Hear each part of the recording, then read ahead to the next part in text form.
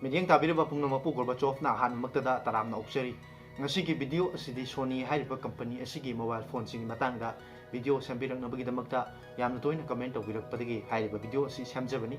video ꯑꯁꯤꯕꯨ ꯃꯤꯠꯌꯦꯡ ꯇꯥꯕꯤꯔꯤꯕ ꯄꯨꯝꯅꯃꯛꯅꯁꯨ ꯇꯨꯡꯗꯁꯨ ꯑꯁꯤꯒꯨꯝꯂꯕ ꯚꯤꯗꯤꯑꯣ ꯀꯌꯥ ꯁꯦꯝꯖꯕꯗ ꯄꯨꯛꯅꯤꯡ ꯊꯧꯒꯠꯄꯤꯕ ꯑꯣꯏꯅ ꯚꯤꯗꯤꯑꯣ ꯑꯁꯤꯕꯨ ꯂꯥꯏꯛ ꯇꯧꯁꯤꯟꯕꯤꯔꯝꯃꯨ ꯆꯦꯅꯦꯜ ꯑꯁꯤꯕꯨꯁꯨ ꯍꯦꯟꯅ ꯃꯄꯨꯡ ꯐꯥꯕ ꯆꯦꯅꯦꯜ ꯑꯃ ꯑꯣꯏꯅꯕꯒꯤꯗꯃꯛꯇ ꯃꯤꯠꯌꯦꯡ ꯇꯥꯕꯤꯔꯤꯕ ꯄꯨꯝꯅꯃꯛꯁꯨ ꯃꯇꯦꯡ ꯄꯥꯡꯕꯤꯌꯨ ꯑꯃꯗꯤ ꯉꯁꯤꯒꯤ ꯚꯤꯗꯤꯑꯣ ꯑꯁꯤꯕꯨ ꯂꯣꯏꯕ ꯐꯥꯎꯕꯗꯪ ꯃꯤꯠꯌꯦꯡ ꯇꯥꯕꯤꯌꯨ ꯉꯁꯤꯒꯤ ꯚꯤꯗꯤꯑꯣ ꯑꯁꯤ ꯃꯇꯥꯡ ꯑꯁꯤꯗ ꯍꯧꯖꯔꯤ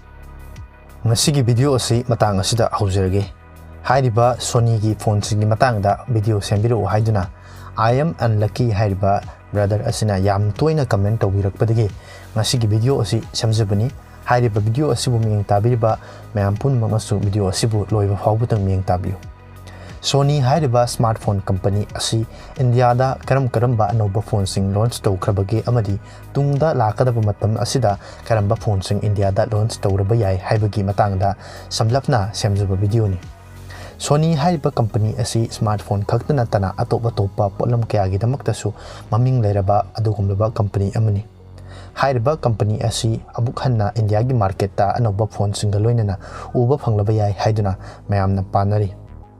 Sony ꯍꯥꯏꯔꯤꯕ ꯀꯝꯄꯅꯤ ꯑꯁꯤ ꯃꯇꯝ ꯈꯔꯒꯤ ꯃꯃꯥꯡꯗꯒꯤ ꯍꯧꯅ ꯏꯟꯗꯤꯌꯥꯒꯤ ꯃꯥꯔꯀꯦꯠꯇꯒꯤ ꯃꯣꯕꯥꯏꯜ ꯐꯣꯟ ꯂꯣꯟꯆ ꯇꯧꯕ ꯑꯃꯗꯤ ꯏꯟꯗꯤꯌꯥꯒꯤ ꯃꯥꯔꯀꯦꯠꯇ ꯃꯣꯕꯥꯏꯜ ꯐꯣꯟꯁꯤꯡꯒꯤ ꯃꯇꯥꯡꯗ ꯄ꯭ꯔꯗꯛꯁꯤꯡ ꯂꯣꯟꯆ ꯇꯧꯕ ꯂꯦꯞꯈ꯭ꯔꯕꯅꯤ ꯂꯣꯏꯅꯅ BlackBerry ꯑꯃꯗꯤ LGꯅꯆꯤꯡꯕ ꯐꯣꯟ ꯀꯝꯄꯅꯤꯁꯤꯡꯅꯁꯨ ꯑꯅꯧꯕ ꯐꯣꯟꯁꯤꯡ ꯂꯣꯟꯆ ꯇꯧꯕ ꯂꯦꯞꯈ꯭ꯔꯦ ꯂꯣꯏꯅꯅ LGꯅꯗꯤ ꯁ꯭ꯃꯥꯔꯠꯐꯣꯟꯒꯤ ꯃꯇꯥꯡꯗ ꯏꯟꯗꯤꯌꯥꯗ ꯑꯇꯣꯞꯄ ꯑꯅꯧꯕ ꯐꯣꯟ ꯑꯃꯠꯇ ꯂꯣꯟꯆ ꯇꯧꯔꯔꯣꯏ ꯍꯥꯏꯅ ꯍꯥꯏꯈꯤꯕꯁꯨ ꯂꯩꯔꯕꯅꯤ ꯑꯁꯤꯗꯁꯨ ꯅꯠꯇꯅ HTC ꯍꯥꯏꯔꯤꯕ ꯀꯝꯄꯅꯤ ꯑꯁꯤꯁꯨ ꯏꯟꯗꯤꯌꯥꯒꯤ ꯃꯥꯔꯀꯦꯠꯇꯒꯤ ꯄꯨꯡꯃꯨꯠ ꯃꯨꯠꯈ꯭ꯔꯕ ꯀꯝꯄꯅꯤ ꯑꯃꯅꯤ Sony ꯍꯥꯏꯔꯤꯕ ꯀꯝꯄꯅꯤ ꯑꯁꯤ ꯃꯇꯝ ꯄꯨꯝꯕꯗ ꯄ꯭ꯔꯤꯃꯤꯌꯝ ꯑꯣꯏꯕ ꯑꯃꯗꯤ ꯐ꯭ꯂꯦꯒꯁꯤꯞ ꯑꯣꯏꯕ ꯐꯣꯟꯁꯤꯡ ꯂꯣꯟꯆ ꯇꯧꯕꯒꯤꯗꯃꯛꯇ ꯈꯟꯅꯕ ꯑꯗꯨꯒꯨꯝꯂꯕ ꯀꯝꯄꯅꯤ ꯑꯃꯅꯤ ꯍꯥꯏꯔꯤꯕ ꯀꯝꯄꯅꯤ ꯑꯁꯤ ꯐꯣꯟꯁꯤꯡꯒꯤꯗꯃꯛꯇꯗꯤ ꯃꯇꯥꯡꯗꯗꯤ ꯀꯦꯃꯦꯔꯥꯒꯤ ꯃꯇꯥꯡꯗ ꯈ꯭ꯋꯥꯏꯗꯒꯤ ꯍꯦꯟꯅ ꯊꯣꯏꯗꯣꯛ ꯍꯦꯟꯗꯣꯛꯅ ꯐꯕ ꯀꯝꯄꯅꯤ ꯑꯃꯅꯤ ꯍꯥꯏꯔꯤꯕ ꯀꯝꯄꯅꯤ ꯑꯁꯤ ꯌꯥꯝꯅ ꯄ꯭ꯔꯤꯃꯤꯌꯝ ꯑꯣꯏꯕ ꯐꯣꯟꯁꯤꯡ ꯈꯛꯇꯃꯛ ꯁꯥꯕꯒꯤꯗꯃꯛꯇ ꯃꯃꯤꯡ ꯆꯠꯄ ꯀꯝꯄꯅꯤ ꯑꯃꯅꯤ ꯑꯃꯗꯤ ꯍꯥꯏꯔꯤꯕ ꯀꯝꯄꯅꯤ ꯑꯁꯤꯅ ꯁꯥꯕ ꯐꯣꯟꯁꯤꯡꯗ ꯌꯥꯎꯔꯤꯕ ꯐꯣꯇꯣꯒ꯭ꯔꯥꯐꯤꯒꯤꯗꯃꯛꯇ ꯄꯤꯔꯤꯕ ꯁꯦꯟꯁꯔꯁꯤꯡ ꯑꯁꯤꯃꯛ ꯑꯇꯣꯞꯄ ꯃꯃꯤꯡ ꯂꯩꯔꯕ ꯀꯝꯄꯅꯤ ꯀꯌꯥꯅ ꯁꯤꯖꯤꯟꯅꯔꯤꯕ ꯁꯦꯟꯁꯔ ꯉꯥꯛꯇꯅꯤ ꯍꯥꯏꯔꯤꯕ ꯁꯦꯟꯁꯔꯁꯤꯡ ꯑꯁꯤꯗꯒꯤ ꯄꯨꯊꯣꯔꯛꯄ ꯑꯥꯎꯠꯄꯨꯠ ꯑꯁꯤ ꯑꯐꯕ ꯑꯣꯏꯕꯒꯤꯗꯃꯛꯇ ꯃꯌꯥꯝ ꯄꯨꯝꯅꯃꯛꯅ ꯈꯪꯅꯔꯤꯕ ꯀꯝꯄꯅꯤ ꯑꯃꯅꯤ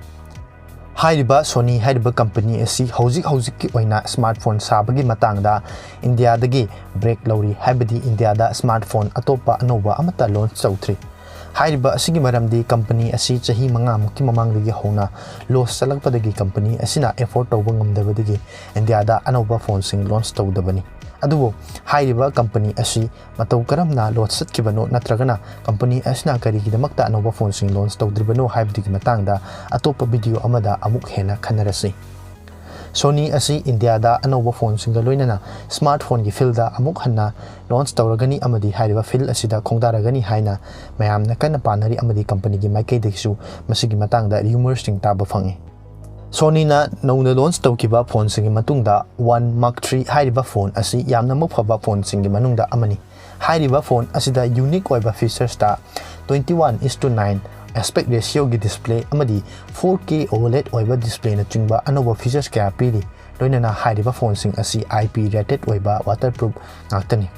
Sony ꯑꯁꯤ ꯁ꯭ꯄꯦꯁꯤꯌꯦꯜꯂꯤ ꯀꯦꯃꯦꯔꯥꯒꯤꯗꯃꯛꯇ ꯃꯌꯥꯝꯅ ꯈꯪꯅꯕ ꯑꯗꯨꯒꯨꯝꯕ ꯀꯝꯄꯅꯤ ꯑꯃꯅꯤ ꯑꯗꯨꯕꯨ ꯍꯥꯏꯔꯤꯕ ꯀꯝꯄꯅꯤ ꯑꯁꯤ ꯍꯧꯖꯤꯛ ꯐꯥꯎꯕꯗ ꯑꯅꯧꯕ ꯐꯣꯟ ꯑꯃꯠꯇ ꯏꯟꯗꯤꯌꯥꯒꯤ ꯃꯥꯔꯀꯦꯠꯇ ꯂꯣꯟꯆ ꯇꯧꯗ꯭ꯔꯤ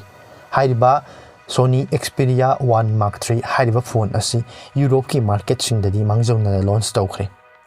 ꯍꯥꯏꯔꯤꯕ ꯀꯝꯄꯅꯤ ꯑꯁꯤ ꯑꯇꯣꯞꯄ ꯀꯝꯄꯅꯤꯒꯤ ꯐꯣꯟꯁꯤꯡꯒ ꯃꯥꯟꯅꯗꯕ ꯑꯅꯧꯕ ꯁꯦꯒꯃꯦꯟꯠ ꯑꯃꯒꯤ ꯑꯣꯏꯕ ꯑꯗꯨꯒꯨꯝꯕ ꯐꯣꯟꯁꯤꯡ ꯂꯣꯟꯆ ꯇꯧꯅꯕꯒꯤꯗꯃꯛꯇ ꯃꯃꯤꯡ ꯆꯠꯄ ꯀꯝꯄꯅꯤ ꯑꯃ ꯑꯣꯏꯅ ꯌꯨꯔꯣꯞꯇ ꯈꯪꯅꯔꯤ ꯍꯥꯏꯔꯤꯕ ꯐꯣꯟꯁꯤꯡ ꯑꯁꯤꯗ ꯄꯤꯔꯤꯕ ꯀꯦꯃꯦꯔꯥꯒꯤ ꯐꯤꯆꯔꯁꯤꯡ ꯑꯁꯤ DSLR ꯀꯦꯃꯦꯔꯥꯗ ꯄꯤꯕꯒꯨꯝꯅ ꯑꯅꯧꯕ ꯑꯃꯗꯤ ꯌꯨꯅꯤꯛ ꯑꯣꯏꯕ ꯐꯤꯆꯔꯁꯤꯡ ꯍꯥꯏꯔꯤꯕ ꯐꯣꯟ ꯑꯁꯤꯗ ꯎꯕ ꯐꯪꯕꯤꯒꯅꯤ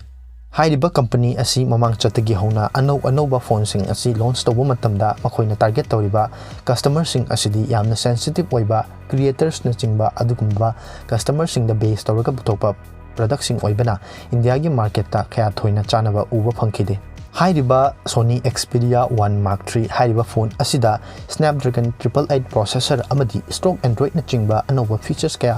ꯍꯥꯞꯆꯤꯟꯗꯨꯅ ꯀꯝꯄꯅꯤ ꯑꯁꯤꯅ ꯑꯃꯨꯛ ꯍꯟꯅ ꯀꯝꯕꯦꯛ ꯇꯧꯅꯕꯒꯤꯗꯃꯛꯇ ꯌꯥꯝꯅ ꯀꯟꯅ ꯍꯣꯠꯅꯔꯤ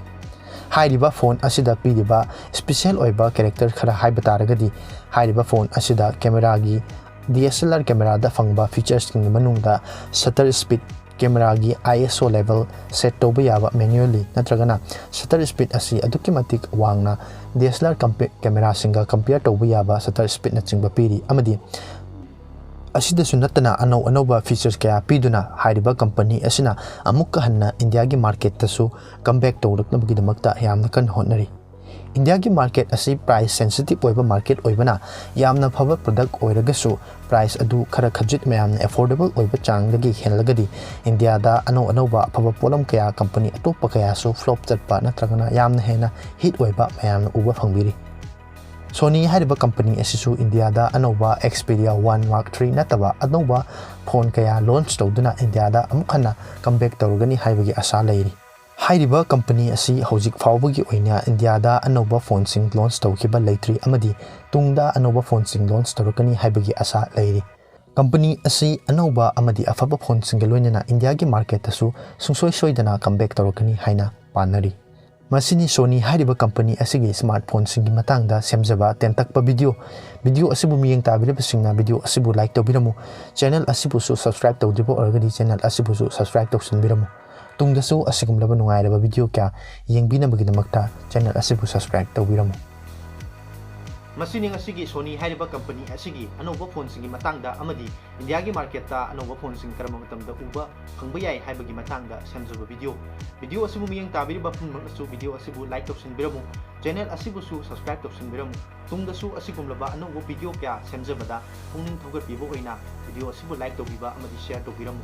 Channel asina hena mapung phaba channel ama oiba matamda adom pambiriba anoba makhagi polam kya gi matangda amadi anoba polam kya gi unboxing video yengbinabagidamagta channel asibu subscribe tawsanbiyo amadi video sing asibu share tawbiyo masigi oinadi video asi matang asida losinjari mathangda anoba video amada amuk thengrasi matam adu phawgidamagtadi mayam punmagtagi kainabagi atang leijari